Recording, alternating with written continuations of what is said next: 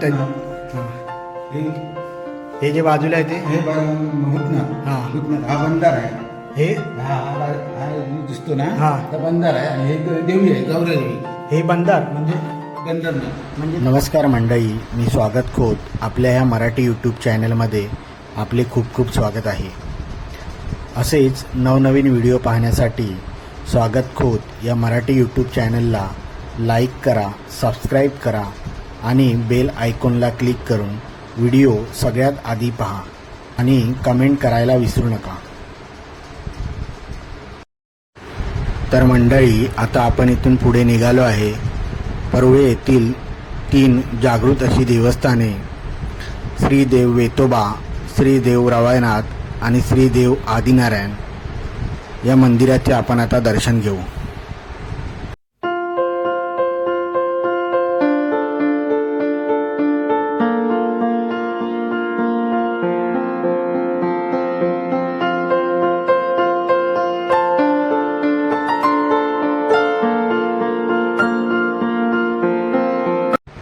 तर मंडळी, आता आपण परुळे गावातील श्री देव वेतोबा मंदिरात आलेलो आहे.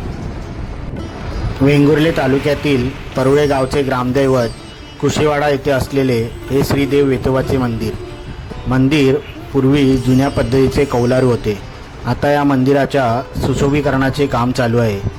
मंदिराच्या परिसरात श्रीदेवी भावई व श्री देव रवळनाथ ही मंदिरे सुद्धा आहेत. तसेच श्री मुंडियवस, प्रभुवस व मडवळवस आदी मंदिरे सुद्धा आहेत. श्री देव वेतोबा देवस्थानाचा दसरोत्सव व त्यानंतर श्री कुलस्वामिनी मंदिर कोंडसवाडी येथे बाक लावणे हे मोठे उत्सव येथे संपन्न होतात. तसेच आश्विन शुक्ल अष्टमी, नवमी, द्वादशी, तुळशीविवाह, दादरे, गुढीपाडवा, रामनवमी तसेच 1 मे रोजी वर्धापन दिन साजरा करण्यात येतो. नमस्कार गुरु, तुमचं नाव काय? माझं नाव संदीप बाबूराव. मंदिराबद्दल म्हटल्यानंतर आमचं हे वेतोबा मंदिर आहे आणि जागृत देवस्थान आहे. 32 वाड्यांचा गाव आहे आणि ग्रामदैवत वेतोबा आहे आणि त्याची बहीण म्हणजे ही भावई आहे आणि जागृत देवस्थान आहे. 1 तारीखला वाढदिवस होतो आणि दसऱ्याच्या वेळी मोठा कार्यक्रम होतो. असं जागृत देवस्थान आहे. दगडी विटेवर उभी अशी श्री देव वेतोबांची मूर्ती ही काळ्या पाषाणातील आहे. डोक्यावर शेषस्वरूप जाळ, कानात रुद्राक्ष मुद्रिका, दोन्ही हाताचे दंडास सर्पाकृती, उजव्या हाती उभी तलवार, उजव्या हाती कंकण व अंगठी, डाव्या हातात तीर्थकुंड, कमरेभोवती दगडी विणलेला गोफ, दोन्ही मांड्यांवर सर्पाचे वेष्टन, डोळे व कल्ले चांदीचे, पायात पादुका पितळी व चांदीच्या. श्रीदेव वेतोबा भाविकांचे श्रद्धास्थान आहे. नवस पूर्ण झाल्यावर श्रीदेव वेतोबाला दिलेल्या या चामड्याच्या चपला, मोठ्या मोठ्या अशा चामड्याच्या चपला श्रीदेव वेतोबांना दिल्या जातात.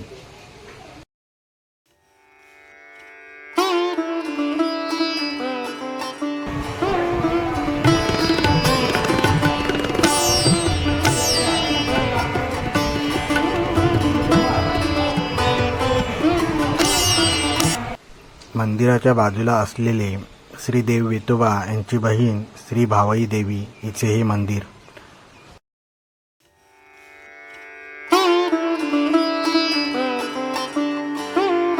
अत्यंत जागृत स्थान म्हणून ख्याती असलेल्या श्री देव रवळनाथाचे हे परुळे गावामधील मंदिर.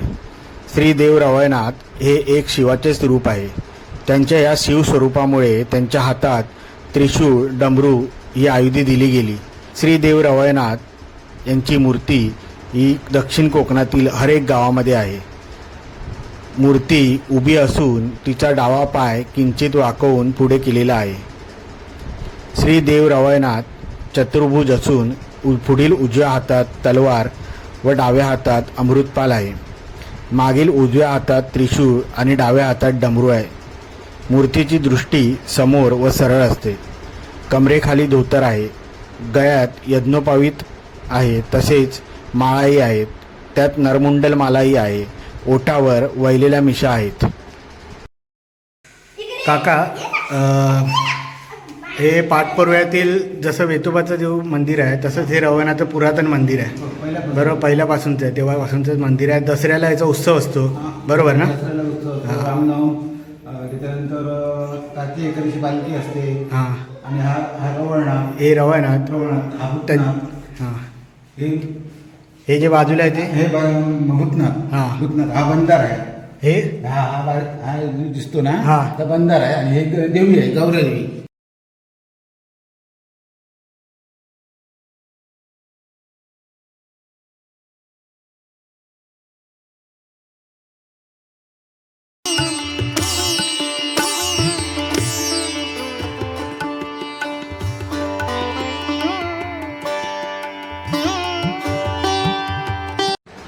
श्री देव वेतोबा व श्री देव रवळनाथ यांचे दर्शन करून माझे व माझ्या सर्व सबस्क्रायबर मंडळींचे पाठीशी उभे राहावे असं देवाला साकडं घालून आपण पुढील श्री देव आदिनारायण मंदिराकडे आपण आता प्रस्थान करू आणि श्री देव आदिनारायणाचे दर्शन घेऊ.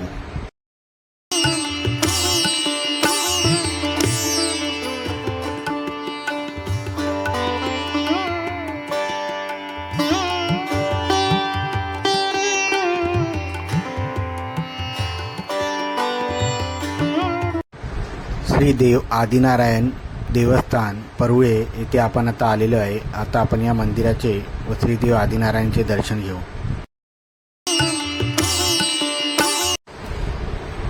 परुळे गावातील ऐतिहासिक देवस्थान म्हणजे श्री देव आदिनारायण. हे मंदिर सुमारे 750 वर्षापूर्वीचे आहे. जगातील केवळ 2 प्राचीन सूर्यमंदिरापैकी एक म्हणजे श्री देव आदिनारायण मंदिर होय. मूर्ती व देवालय पश्चिमाभिमुख आहे. ही मूर्ती काळ्या पाषाणातील आहे. देवाचे वाहन रथ आहे, त्यामुळे रथसप्तमीचा उत्सव मोठ्या प्रमाणात साजरा होतो. प्रशस्त असं सभामंडप व सुसज्ज भक्तनिवास अशी व्यवस्था या देवस्थानाने केली आहे. इथे नेहमी भाविकांची वर्दळ असते.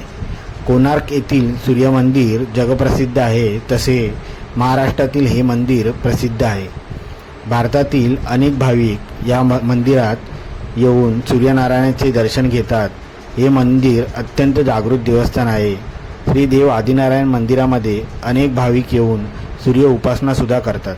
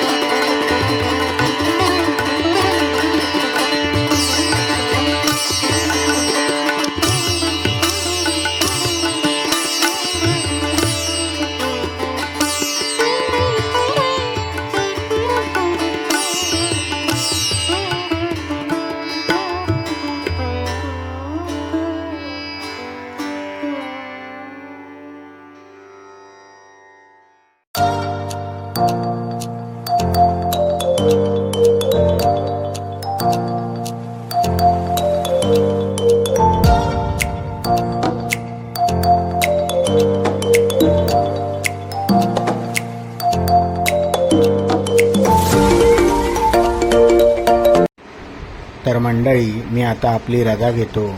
भेटू पुढील ब्लॉगमध्ये. तर व्हिडिओ हा पूर्ण बघितल्याबद्दल मी आपले आभार व्यक्त करतो.